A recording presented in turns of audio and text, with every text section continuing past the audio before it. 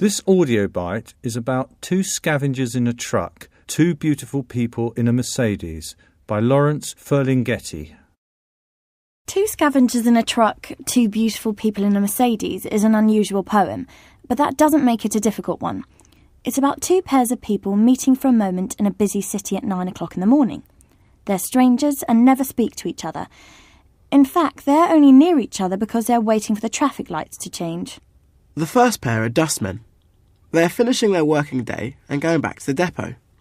They're hanging off the back of the dustbin lorry and looking down at a couple in a Mercedes sports car. These people in the Mercedes seem the very opposite of the dustbin men. They're starting their day and seem rich, successful and fashionable. And the poem seems to be about two things. It makes lots of contrast between the two pairs, and it seems to criticise a society which makes the differences between people so large.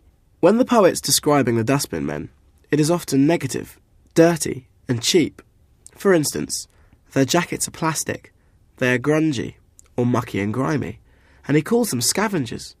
We usually think of scavengers as animals that live off whatever others leave behind, like vultures. And in a way that's what they are. They are paid to take away what others don't want. But they do an important job, and we couldn't live without them. The poet describes the couple in the Mercedes in a very positive way. He wears a suit, and her hair is nicely done, or as he says, it's casually coiffed. They look cool, and their car shows just how rich they must be. But at the same time, the poet also seems to criticise this couple. He says it's like watching an odourless TV advert.